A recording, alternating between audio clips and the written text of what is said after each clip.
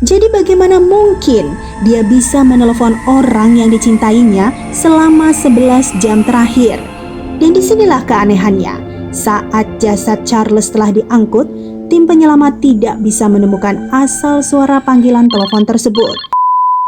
Banyak hal-hal menakutkan yang terjadi secara nyata namun sulit untuk dijelaskan. Demikianlah yang terjadi di Amerika pada tahun 2008. Salah satu kejadian aneh dan ganjil telah dialami oleh keluarga dari Charles E. Peck, seorang duda beranak 3 berusia 49 tahun yang bekerja pada Delta Airlines. Setelah gagal dengan pernikahannya yang pertama, Charles kemudian menemukan cinta barunya, yaitu seorang wanita bernama Andrea Katz. Keduanya telah berencana untuk melanjutkan pada jenjang yang lebih serius, yaitu sebuah pernikahan. Tunangannya Andrea Katz yang telah bertunangan dengan Charles selama 7 bulan sebelumnya menginginkan agar mereka dapat tinggal di negara bagian yang sama sebelum pada akhirnya mereka menikah. Sehingga pada saat Charles menerima tawaran pekerjaan baru di Bandara Venice, sepertinya takdir sedang bercampur tangan. Akhirnya di tanggal 12 September tahun 2008, Charles pergi ke Los Angeles untuk dapat menghadiri wawancara pekerjaan, di mana sebelumnya Charles telah bekerja sebagai seorang customer service untuk Delta Airlines di Bandara Internasional Salt Lake City selama 19 tahun. Dalam perjalanannya menuju Los Angeles, Charles menumpangi sebuah pesawat yang kemudian naik Metrolink atau sebuah kereta ke perhentian terakhirnya di Moore Park, di mana Andrea, tunangannya, telah mengatur waktu untuk dapat menjemputnya.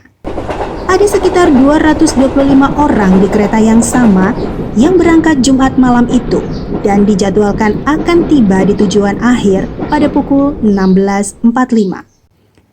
Awalnya perjalanan tidak mengalami kendala, namun menurut penyelidikan, masinis yang menjalankan kereta yang ditumpangi oleh Charles gagal untuk melihat sinyal merah dan membiarkan keretanya masuk ke jalur di mana kereta barang lainnya akan datang dari arah berlawanan. Insinyur Robert Sanchez sebagai masinis telah memandu kereta dari Union Station selama paruh kedua shift split. Namun saat lokomotif melewati bagian kota Chatsworth, Sanchez menerobos lampu merah. Investigasi kemudian akan mengkonfirmasi bahwa dia telah mengirim SMS kepada seorang teman pada saat itu, yang menyebabkan dia kehilangan sinyal berhenti dan gagal memberikan hak jalan di mana jalur ganda bergabung menjadi satu baris. Akhirnya, kecelakaan tersebut tidak bisa dihindarkan.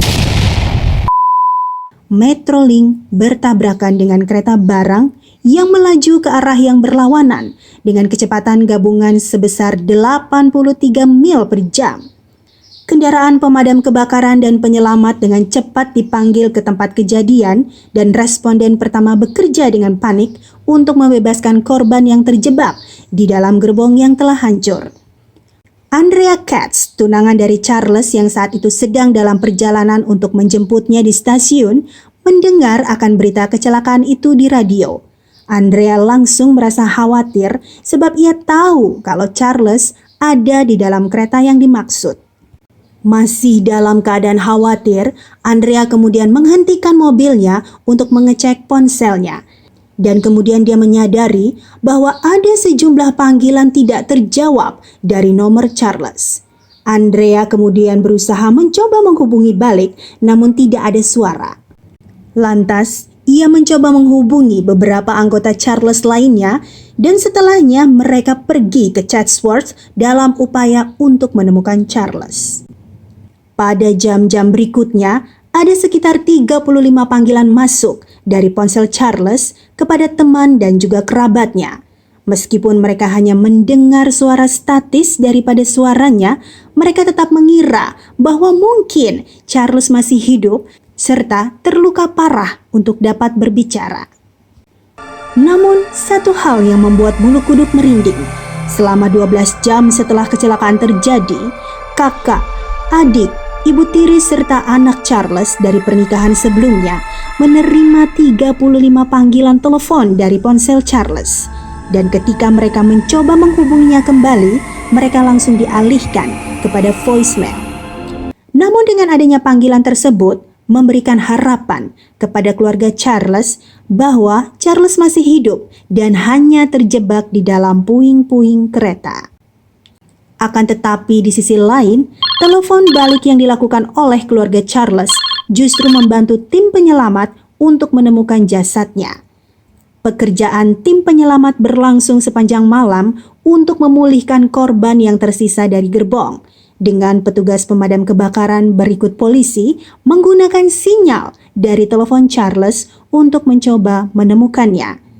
Panggilan akhirnya berhenti sekitar pukul 3 pagi keesokan harinya, dan 1 jam kemudian tim penyelamat akhirnya menemukan Charles. Namun sayang, kondisi Charles saat itu telah wafat. Dan pada saat petugas medis memeriksa tubuhnya, mereka menyadari bahwa tidak mungkin Charles bisa selamat dari dampak awal. Jadi bagaimana mungkin dia bisa menelepon orang yang dicintainya selama 11 jam terakhir? Dan disinilah keanehannya. Saat jasad Charles telah diangkut, tim penyelamat tidak bisa menemukan asal suara panggilan telepon tersebut. Meski mereka telah mencari berkali-kali, namun ponsel Charles tetap tidak pernah ditemukan. Hingga kini, misteri tentang panggilan bagaimana telepon tersebut terjadi tidak bisa dijelaskan. Namun, keluarga Charles meyakini arwah pria itulah yang menelpon mereka dan meminta untuk segera diselamatkan dari reruntuhan yang menjepit jasadnya. Dikarenakan ponsel yang tidak pernah ditemukan inilah akhirnya menjadi sumber spekulasi siapa di balik 35 panggilan yang tidak terjawab dari ponsel Charles. Apakah ada kesalahan sistem? Mungkinkah kesalahan sistem sebegitu akuratnya hingga dapat menghubungi ke orang-orang terdekat dari Charles Peck? Atau ada orang yang usil? Namun siapakah yang bisa usil di lokasi kecelakaan di mana tim SAR beserta kepolisian selalu lalu lalang di area tersebut? Dan kalau benar itu adalah ulah dari orang usil, bagaimana dia bisa tahu orang-orang terdekat dari Charles Peck? Demikian video kali ini, semoga dapat menghibur kalian semua. Terima kasih banyak untuk kalian yang telah menonton sampai akhir. Jangan lupa untuk terus dukung channelnya dengan klik like-nya, kemudian komen-komen, di-share yang banyak, dan jangan lupa untuk klik tombol subscribe-nya. Sampai ketemu lagi di video berikutnya. Bye now!